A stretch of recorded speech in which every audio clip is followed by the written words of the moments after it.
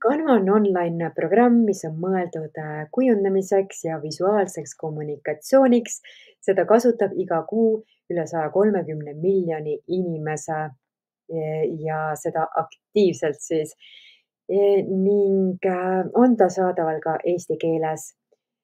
Mida saab Canvas kujundada, siis ma jaotaksin need kategooriad vastavalt siis sellele, kuidas need erinevad kujundused erinevad just kujundusvaatelt ehk oma võimalustelt ja funktsioonidelt ning lühidalt võiks jaotada nad nende ikoonide järgi, Canva dokumendid, Canva valgetahvlid, esitlused, sotsiaalmeedia, ma võtaks tegelikult kokku kujundused, mis on mõeldud jääma digitaalseks, videode loomine, töötlus, monteerimine, trükised ja veebilehed.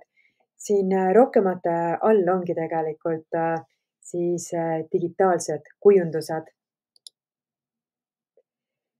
Canva dokumendid sobivad võib-olla rohkem sellisteks dokumentideks, mis on mõeldud digitaalselt jagamiseks, sarnanevad natukene Google dokumentidega. Ja võrreldes teiste Canva formaatidega, siis on natukene jäigem kujundada. Tema suur pluss on see, et sa saad näiteks dokumendi muuta esitluseks. Pealkirjade järgi teeb ta erinevad slaidid ning muidugi on võimalik teda ka printida, salvesta PDF-ina ja prindi välja. Kuid kui sa tahad dokumendi luua trükiseks, siis ma soovitan pigem kohe määrata see trükise formaat, näiteks tehagi A4 formaat. Siis sa näed, kus kohas need leheküljed vahelduvad. Ning järgmine formaat siis, mis eristub, on Canva digitaalne valgetahvel ning see on suurepärane tööriist ajurünnakuteks, projektide kavandamiseks ja just seda selle poolest, et sa saad inimestega reaalajas neid ajurünnakuid teha, kuigi ei viibi nendega samas ruumis. Ja üks äge lisafunktsioon veel võrreldes teiste valgetahvlitega on see, et sa saad kasutada joonistamise funktsiooni, muuta joone värvi ja paksust. Canva esitlused, kuivõrd tähtis on äge, meeldejääv ja mõnusalt jälgitav esitlus ajastul, kui inimese tähelepanu on lühike, kuid ootused visuaalide esteetilisele kvaliteedile äärmiselt suured. Lisaanimatsioone, enda fonte, elemente, pilte, mida iganes, kõik need võimalused, mis Canvas olemas on. Rõhutada sooviksin interaktiivseid graafikuid, mis võimaldavad sul esile tuua diagrammidest mõnda kindlat tulpa või sektorit, muutes jälle jälgimise lihtsamaks ning esitluse võib-olla ka tõsiselt võetavamaks. Ja saad teha ka selliseid graafikuid, mis muutuvad seeriates ehk näitab eritsüklis andmete muutumist või siis selliseid, kus sa saad suurendada mingisuguseid kindlaid gruppe ning pärast jälle väiksemaks minna. Minu soovitus on slaidide puhul kasutada võimalikult palju ka brändingu elemente. Nii värve, fonte, kuid ka ikoone, igasuguseid jooni, mis iganes on sinu brändi identiteet. Näiteks lisake sellise käsitsi tõmmatud joone ja sasipusa pallikesed. Saad teha igasuguseid digitooteid ja on populaarsed luua näiteks Canva malle ning müüa neid siis Etsy's või Amazonis või luua töövihikuid, PDF-raamatuid, õppematerjale, mida sa jagad digitaalselt, võimalusi on palju ning loomulikult ka need kujundused, mida on vaja digitoodete müügiks. Ja kõik, mis seostub brändi identiteediga, Canva on selleks ideaalne koht. Sa saad luua brändi stiili, juhendid, kuidas seda kasutada, meeleolutahvleid, igasuguseid võimalusi, et oma brändi luua ja brändiga edasi delegeerida või kommunikeerida. Ja Canvas on selline brändikeskus, mis sisaldab endas brändkitte ehk brändikomplekte. Ja seda küll tasulises Canvas, tasuta Canvas sa saad valida 3 brändivärvi ainult, aga tasulises sa saad luua neid brändikomplekte lõpmatul hulgal, nii et kui sa kujundad ka klientidele, siis sa saad muuta seda brändikomplekti ning nupuvajutustega kohandada oma disaini vastavalt brändile ning luua sa saad ka logo, kuid see on natukene keerulisem teema. Number 1, millele mõelda logo luues, on see, et millist logoliiki sul üldse vaja on. Kas logomärki, mis koosneb ainult märgist, kuulus on Twitteri logo, kuulus on Apple'i logo või tähemärki, mis sobib näiteks ettevõtetele, millel on pikad nimed, mis kuidagi muidu ei taha ilusasti ära mahutada kuhugi. Või siis sõnamärke, mis koosnevad ainult fondist, logomärgi ja sõnamärgi kombinatsiooni või embleemi, mis on selline logo, mis on kujundatud mingisuguse märgi sisse, kas siis vapi või ringi või siis maskottlogo, mis on tegelikult ka kombinatsioon, aga on siis logol kujutatud siis selle brändi sellist karakterit, kes võib olla ka multikategelane nagu Mickey Hiir või siis selle brändi nägu asutaja, kellega brändis seostatakse. Ning logomärkide puhul võib luua ka abstraktseid märke ehk peale vaadates ei ole aru saada, millega on tegu siis. Ja Canvas logo loomisel on tähtis rääkida vektorist. Vektorgraafika on selline formaat, mida sa saad skaleerida ehk suurendada lõpmatult, ilma et sa kaotaksid kvaliteedis ning logo värvid on fikseeritud. Jah, on võimalik tegelikult väikeettevõtjatel üsna tihti hakkama saada ainult läbipaistva taustaga PNG failiga ja väiketrükistele on võimalik ka hakkama saada. Kuid kui sa juba tahad kaubiku küljele oma logo, siis seal tuleb juba see logo skaleeritavus mängu ja et bränd oleks ühtsem, on hea, kui see värv on fikseeritud. Fotoformaatidel, pildiformaatidel sa ei saa värvi fikseerida. Nii et need trükimasinad loevad neid erinevalt. Ja üks asi veel, millele mõelda, on see, et kas sa tahad oma logo ka kaubamärgina registreerida. Kui sa kasutad Canva malli, siis seda ei tohi kaubamärgina registreerida. Ja kui sa nüüd lood selle logo ja sa soovid, et ta oleks ka trükikõlbulik ja skaleeritav, siis vektorgraafika programmid on Adobe Illustrator, Corel Draw ja Inkscape, need on põhilised. Ja soovitan siis üle vaadata inimesed, kes seda tunneb. Vektorina saad salvestada ainult Canva tasulisel paketil ja osad need logomallid sisaldavad ka elemente, mis ei ole vektorid. Canva need põhikujundid, ringid, ruudud, jooned on vektorid, nad lähevad ilusasti vektorid. Fondid ei ole enamasti vektorid, kuid nad muutuvad väga kergelt vektoriteks.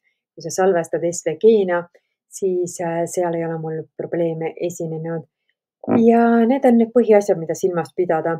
Nii et jah, sa võid kujundada, võid täiesti väikeettevõtjana isegi hakkama saada, kuid pea siis neid asju meeles ja ja kui sa isegi soovid tegelikult seda logokujundust delegeerida, siis on väga hea, kui sa oled kursis üldse sellega, mida sa tahad ja väga raske on teada, mida sa tahad, kui sa ei ole nagu katsetanud või sul ei ole silme ees, mis variandid üldse olemas on.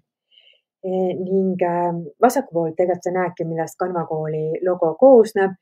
On ta inspireeritud mõttest kujundades nähtavaks, mis on meie slogan, ning on siis koosneb ringidest, mandlikujulistest elementidest ja siis ripsmed on laenatud siis selliselt valmis elemendilt. Canvas saab teha veebilehti, see on natukene võib-olla vähem tuntum. Kõige tähtsam asi, mida meeles pidada, on see, et Canva veebilehed on mõeldud ühelehelistena. Sa saad sinna panna nuppe ja suunata teistele lehtedele, aga nad ei näe välja nagu klassikalised kodulehed, kus sul on menüü, mis viib eri lehtedele. Ja see on suurim piirang. Suurim pluss on see, et kiirelt brändile kohandumine, väga palju elemente ja väga palju erinevaid põhjasid, mida sa saad kiirelt täita, ilma et sa peaksid mõtlema struktuurile, millist sisugi sinna väga panna ja sa saad kasutada ka varem loodud kujundusi. Ja mida sa saadki teha, ongi kodulehed, biolingid, mis on sellised sotsiaalmeedia veebilehed, mis suunavad vaataja väga ruttu siis sinu erinevatele sotsiaalmeediakanalitele või uudiskirjaga liitumisele. Ja siis sellised õpikeskkonnad võib-olla võiks tõlkida sellist keskused, mis sobiksid õpetajatele, on ju, kus koondada õpiklassi erinevaid dokumente, ressursse ning olen teinud ka lihtsamat sorti e-poe. Kui on väga kähku vaja ja väga odavalt e-poodi, siis on see täiesti võimalik.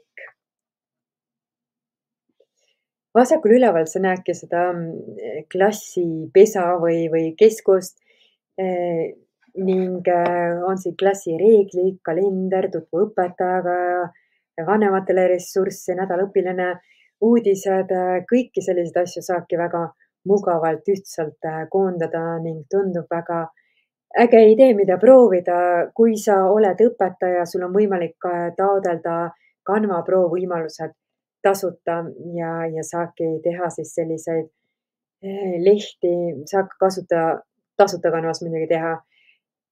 All on selline äge aktiivsusmaastik, kus iga nupule vajutades on seal mingisugune tegevus siis. Ja siin üleval paremal ongi see biolink veebileht, mis siis suunab mobiilis sinu sotsiaalmeediat külastava inimese kiirelt põhikohtadesse, kuhu sa tahad ta suunata. Ja miks mitte teha ka tegelikult mõneks isiklikuks ürituseks veebileht, pulmad, sünnipäevad, mis iganes üritused, luua selline mõnus veebileht, mis annab siis ülevaate informatsiooni ja mida sa saad väga mugavalt lingina jagada. Ja muidugi animatsioone saad luua, videosid saad luua, töödelda, monteerida. Suurim puudus on hetkel see, et ta ei genereeri automaatselt videole eestikeelseid subtiitreid. Ta genereerib küll aeg-ajalt vigaselt niimoodi, kui sa Canvas teed esitlusi, et siis ta vahest genereerib neid, kuid sa ei saa neid salvestada, muuta, aga selleks on ka teisi programme, saab kombineerida.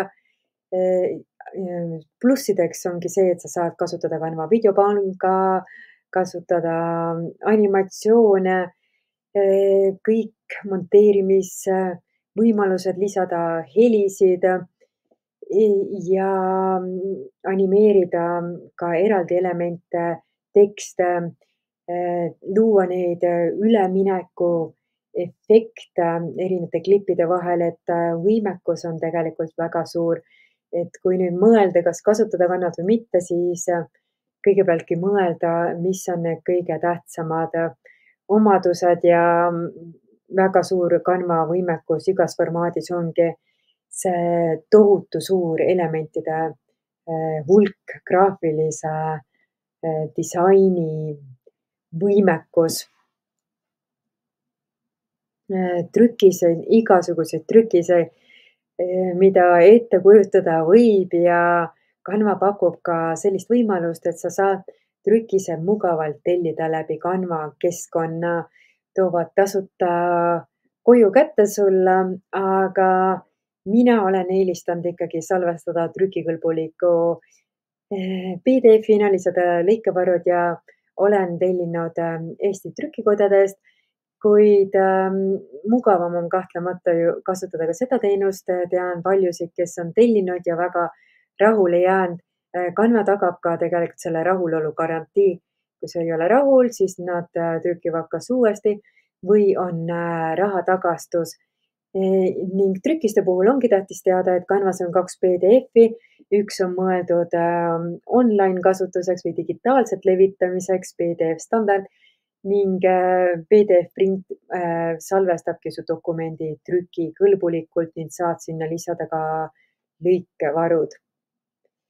Ning ühed vahvad asjad, mida ettevõtjad võiks proovida kujundada või see ei ole kohustuslik, vaid mis on nagu sellised vahvad asjad, mille peale võib-olla ei tulekski, on sellised ilusad e-arved, uudiskirja makett või piltuudiskirja, emaili signatuur ning ja noh, muidugi väga levinud on visiitkaart, mis võib-olla ei ole haruldane, aga ka kleepse, signatuuri kirja alla, postereid, et väga palju lihtsaid võimalusi, et tuuagi rohkem brändingut oma ettevõttesse. Ja mock-up'id, mis on eriti levinud digitaalsete toodete müügis või üldse toodete müügis, et kui sa müüd postreid, siis sa saad kasutada sellist mock-up'i, kus sa asetad oma kujunduse juba fototausta siis, et sa ei pea ise üles pildistama. Äge võimalus, mida võib-olla vähem teatakse, on Flipbookid, need erinevad Flipbooki võimalused, sa leiad rakenduste all. Canva ise neid ei loo, aga sa saad Canvas kujundada ja väga mugavalt seal programmis avaldada. Minu lemmik on Heysiin ja tasuta kontol on võimalik teha 5 tasuta Flipbooki ning anda selline kataloog, millel on animeeritud lehe pööramine ning sobib näiteks hästi uudiskirja põnevamaks tegemiseks või mõne töövihiku promoks või kasvõi kontaktimagnetiks. Põnevad asjad, mida ettevõtjad võiks veel kujundada, kui sa lood YouTube'i sisu, siis see thumbnail ehk videokaanepilt, erinevad vautšereid, lojaalsuskaardid, et kui klient käib teatud kord arv, siis saab näiteks 10. korra kas tasuta või soodustusega. Muidugi saab kasutada ka, et kujundada isiklikuks tarbeks. Ühed vahvad asjad, mida ma olen kujundanud näiteks on ekraani taust, järjehoidja. Neid valikuid on muidugi veel, et kui sa nüüd Canvas neid otsida tahad, siis otsingukasti all need ikoonid, mida me ennem vaatasime, need on siis rohkemate valikute all, et käin ikka aeg-ajalt vaatamas, mida uut ja põnevat Canvas on, mida võiks proovida. Kujundada saad lastele või siis näiteks tõlkida olemasolevaid kujunduspõhjasi, kas siis enda lastele või õpilastele. Näiteks Zoomi taust, kollaaž, erinevaid logisid, arvete jälgijaid või eelarve, mis iganes asi, millele sa soovid ülevaadet saada. Ning juba enne sai mitu korda vist mainituki, et on võimalikult mugav kujundada rohkete elementide tõttu. Elementideks on siis fotod, graafika, videod, audio, diagrammid, siis sellised nii-öelda raamid ehk kujundid, kuhu sisse sa saad oma foto panna. Ja ma ei tea, kas nüüd kõik oli meeles. See on Canva kõige suurem pluss ja tugevus. Saad teha fototöötlust, kõik vajalikud esmatähtsad fototöötlustööriistad on olemas, teravusta, muuda mustvalgeks, kasutab filtreid ning eelmine aasta lisandus ka väga põnevaid selliseid ai tööriistu. Ning rakenduste all lisaks Flipbookidele on väga palju erinevaid võimalusi, soovitan seal vaatamas käia, mis kõik on võimalik. Üks asi, mida ma proovisin, oli Childbook ai, mis ai genereerib lasteraamatutele pilte ja tekste. Tasuta kontol tegi 4 lehte ja ta ei laadinud neid pilte kahjuks Canvasse üles, salvestasin PDF-ina, tõin Canvasse, et mingisugune tõrge oli sellel hetkel ning tõlkisin siis Canva Translate rakendusega ja kohandasin siis taustavärvi. Ning muidugi üle ega ümber ei saa nendest ai rakendustest, mis tekstist pilti genereerivad, muutuvad üha paremaks ning jah, ikka juhtub seda, et nad on eristatavad ja võib-olla see ongi hea, kuid saab sealt vahest väga asjalikku sisu selle näidiste kollektsiooni prompt ehk sisendtekst oli siis Rooma keisrinna ja minu meelest päris hea selline tulemus, väga detailirohke. Ma ei ole ajalooline, ei oska öelda, kui usutav, aga näeb väga äge välja.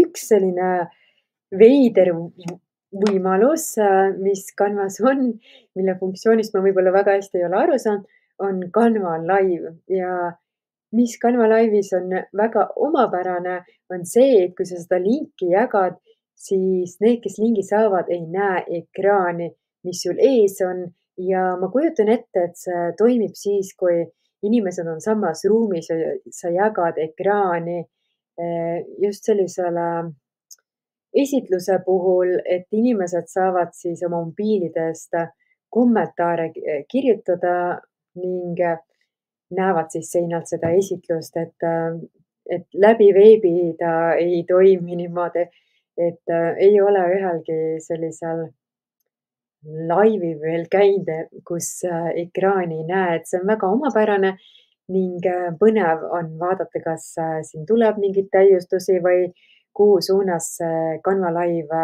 areneb ja Canva Live'i on võimalik katsetada esitluse formaadis. Et kui sa võtad esitluse lahti, siis sinna alla tuleb see nupp, et sa võid minna laivi, aga see ei ole jah, selline laiv, millega me oleme harjunud. Ning Canva võimalustest ja headest pooltest rääkides veel on loomulikult see, et ta ühildub väga paljude ja enim levinud sotsiaalmeediakanalitega, näiteks Instagram, LinkedIn ja Pinterest ning Pro-konto omanikel on võimalik ka postitusi ajastada. Ning kui nüüd lühidalt võrrelda tasuta ja tasulist kontot, mis on võimalik, mis mitte, siis tasuta konto puudusteks võib-olla on piiratud arv fonte.